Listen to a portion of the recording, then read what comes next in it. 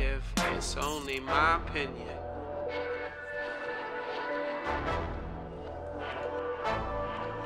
Coffee milk. Welcome people, how you guys doing?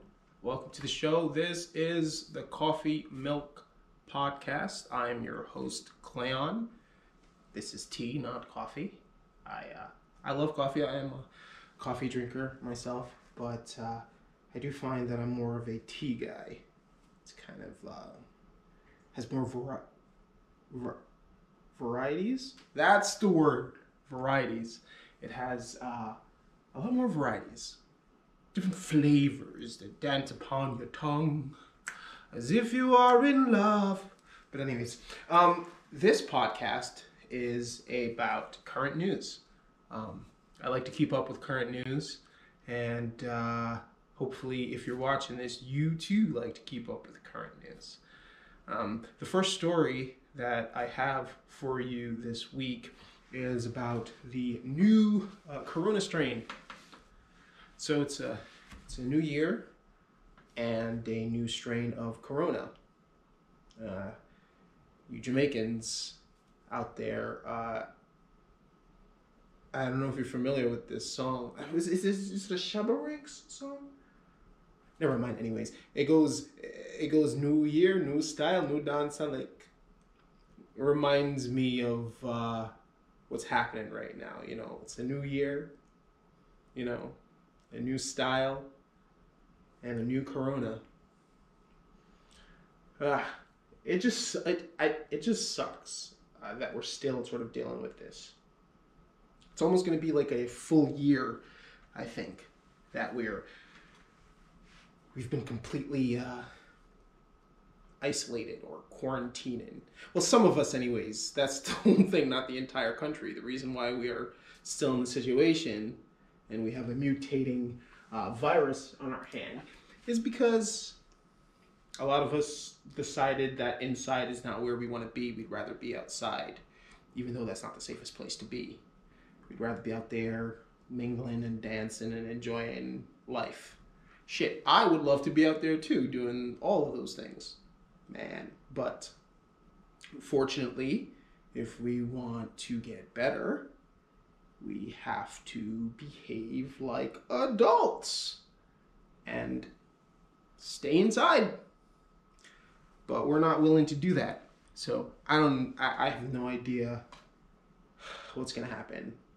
And it sucks that we have to continue to be in this chaotic situation. And people see. So this is not even new. Here's the thing that kind of like blows my mind a little bit. Like, this is not new, right?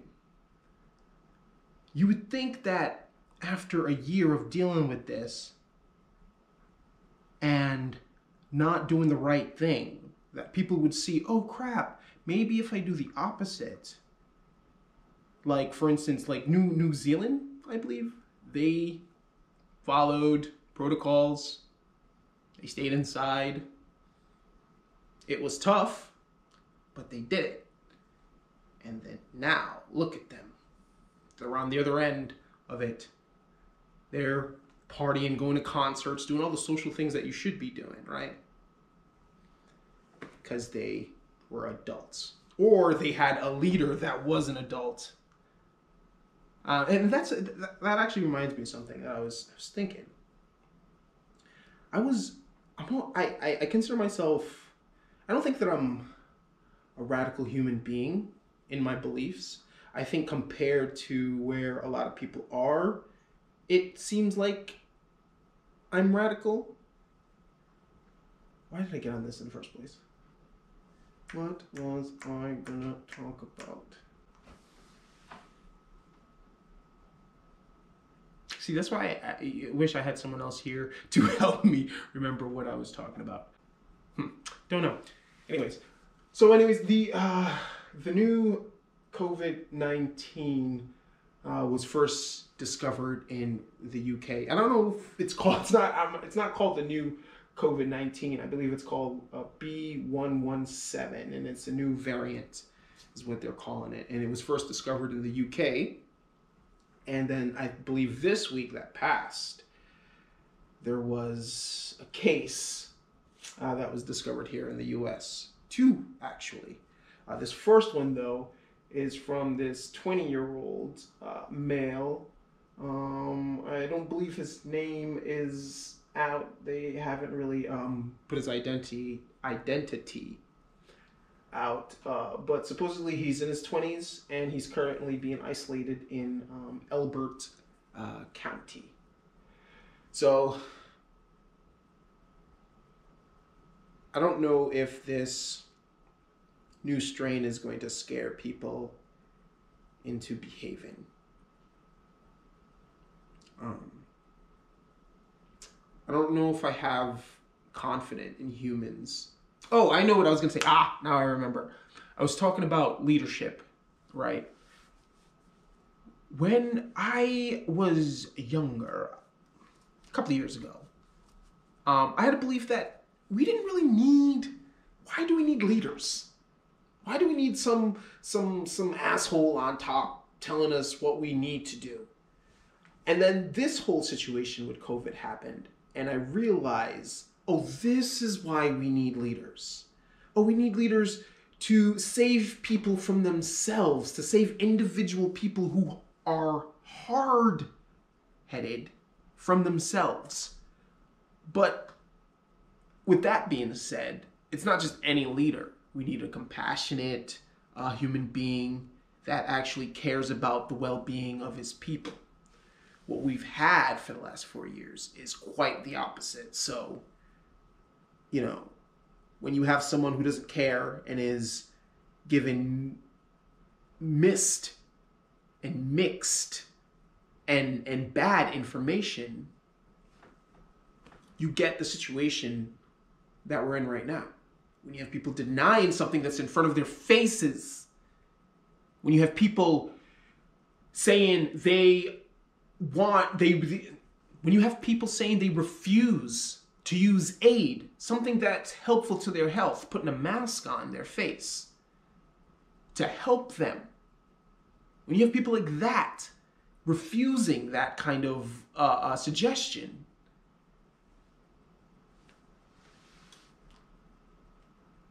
continue the situation that we're in right now. And I hate it, man. I hate this. I wish, like I said in the beginning, man, I wish I can go out and enjoy life. But because people refuse to be adults, we continue this whole thing. So anyways, so Nick Cannon and his girlfriend, Brittany Bell, had a child this week. They named the child Powerful Queen Cannon. So, yeah. I don't have a child, and I'm sure coming up with baby names is really tough, because you want a name that represents this child, right? It makes sense. Like you want a name that empowers the individual. So you put positive reinforcements in the name. Queen, for instance, right? That's good, positive. You're in control. You're a queen. You're royalty. Great. Queen Cannon. Okay. All right. Powerful. Letting her know that she's powerful in this world. She's not a weak individual. I get that. Great. So powerful, letting her know that she has strength. Queen, royalty. She should be treated as such. Cannon, which is his last name. So I understand each word and what they represent, but I feel like this was a bad choice. And listen to me. Just listen. I know, not my child, but listen. I feel like this is a case of looking at the tiny parts of the picture and liking that, right? Like you look at the little individual stuff and you love it. You love what powerful means. You love what queen represents, and then your last name. But I don't think he looked at the entire picture together, like said the entire thing as a whole. I feel like he said like one word at a time, but he never quite put the word together. Powerful Queen Canon.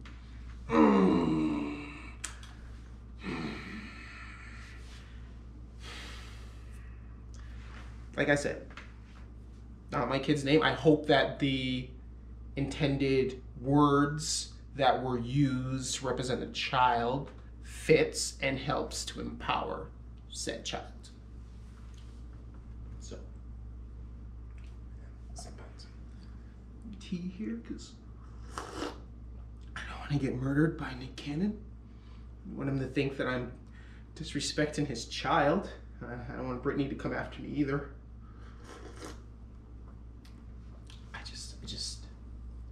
I'm not like a bitch or nothing, but I just don't. Even though, just gonna say this, Nick Cannon did disrespect my culture. He did make that terrible ass Jamaican movie. What was that movie called? I'm gonna go check. Oh yeah. Okay, you know what? I don't feel that bad. I don't feel that bad. Nick Cannon disrespected my culture by making this fucking movie. Oh my god, I need to grab this and show you this. This is hot garbage. How dare you, Nick Cannon? Oh, you can't even see it probably. It's so tiny. I'll put it up there. You'll see it. I don't feel bad, Nick Cannon. Your daughter's name is stupid. It's a stupid name. I'm okay with saying that because you ruined my culture.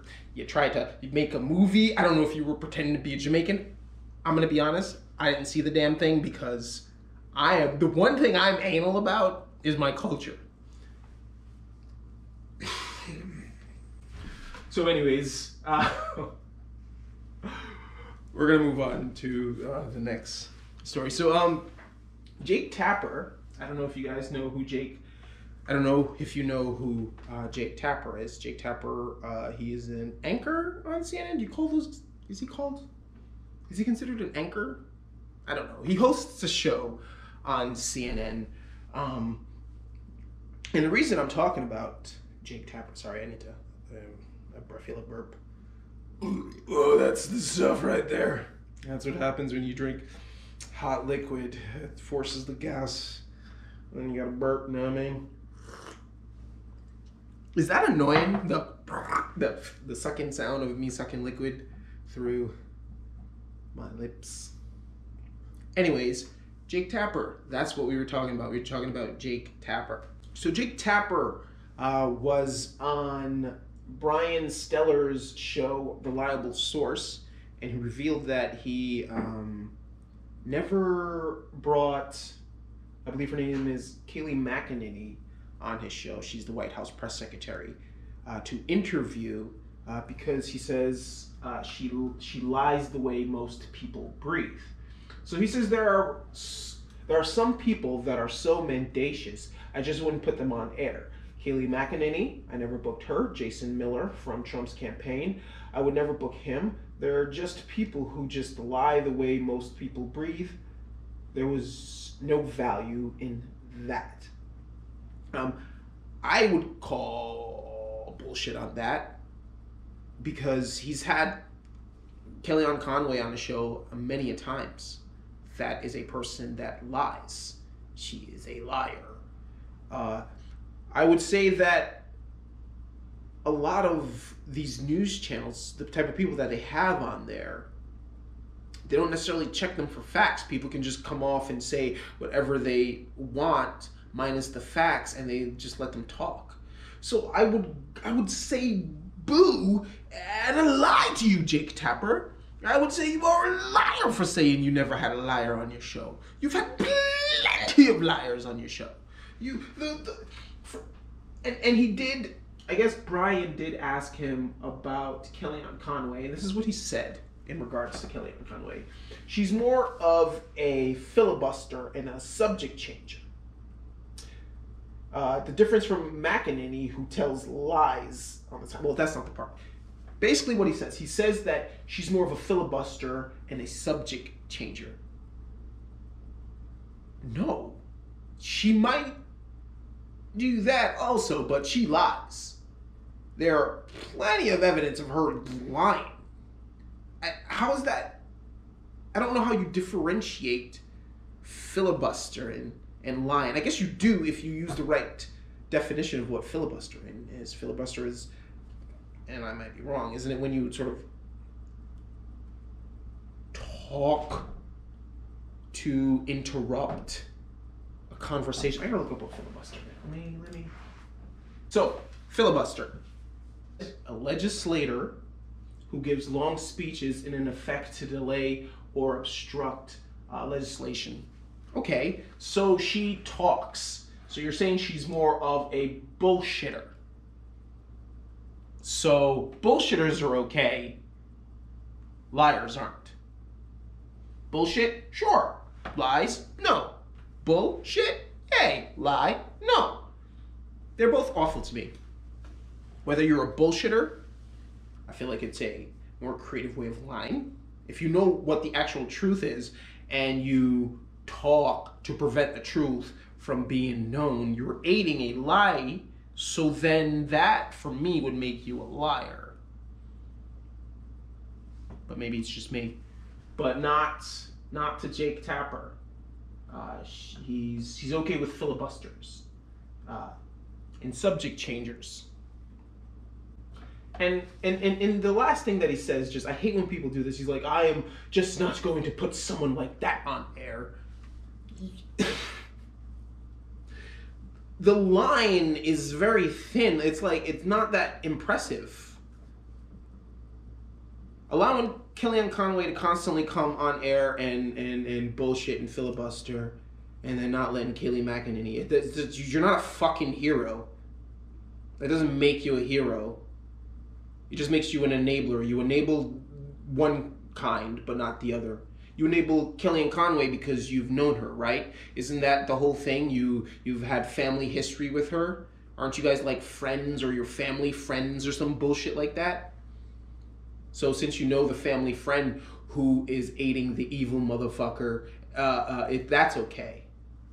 That's totally okay. But the person that you don't know, that's not okay. But they're the same person. They're literally working for the same individual. Their job is basically the same thing.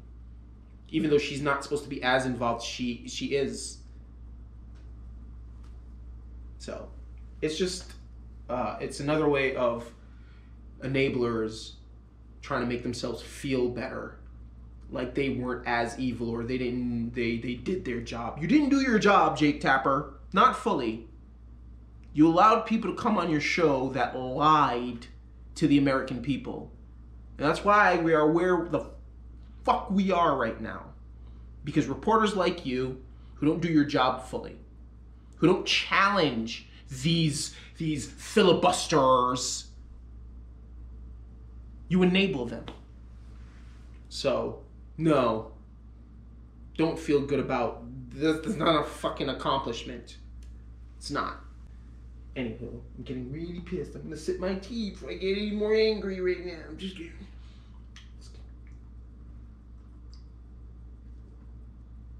I'm trying to do a silent sip so it's not super annoying.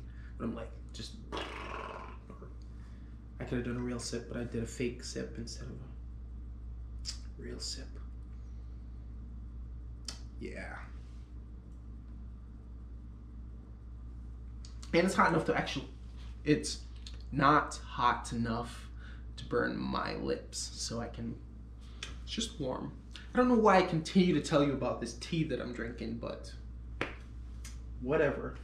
So I'm sure you guys have heard this. A woman falsely accused jazz musician Keon Harold's 14-year-old son of stealing her cell phone. There is footage on YouTube right now that you can definitely see, and I'm sure if you have probably been on Twitter, I'm never on Twitter, I'm assuming the different websites that I go and read news all seem to have picked it up. So I assume you know about this story. But yeah, she accused this little kid, not a little kid, 14-year-old boy, of stealing her cell phone with no evidence whatsoever, which is it's insane on multiple levels because, first of all, we're in a whole pandemic thing. Why are you that close to an individual? Like, is the cell phone that important? First of all, let's say it is your cell phone. Let's say the 14-year-old boy has your cell phone. You have a manager there in the hotel. Another thing, you're not even a resident of the hotel. You're not even a guest. But anyways, you think someone has your cell phone. Why are you ask them if that's your cell phone, they say no. What makes your cell phone so special that you think that that's your cell phone? Or maybe that's not the question. What on the cell phone indicated that it was yours? Was it because it looked like your cell phone? Do you not understand that factories and companies don't make distinct cell phone for each individual person, that they make a certain kind of cell phone and they ship it to the masses? And multiple people are able to get that cell phone, even black people. Yes, that's right. Apple sells products to us too. I know it's weird. It's insane. Like, you would only think that Apple would sell products to only white people, but no, they sell it to us too. So the phone that you own, that model, many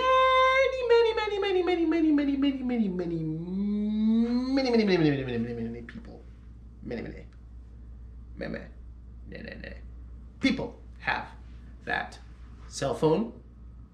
A lot of white people think because of your pigment, you are automatically guilty. So the manager and the girl are asking the boy to hand over his phone, and he refuses, which I would too. You're not getting my phone. I don't know you. I already told you that it's not your phone. You need to go find your shit. But the insanity of the story is that later on she ends up getting her cell phone back. Where was her cell phone, you may ask? In the Uber that she came out of. So nothing in her brain thought, hey, maybe I left my cell phone in the Uber that I just got out of. Or it's automatically that black kid with my cell phone stole it, because there's no possible way that he can have the same cell phone that I have. I mean, I'm white. What is that Negro doing with the same phone as me? Supposedly, she is going to be charged. There isn't a formal charge yet, but I guess the NYPD is looking for her, so. You might not agree, it's cool, I'm one of a gang. Trying to move forward, so I gotta be progressive. Gotta make sure everything I say is selective. It's only my opinion.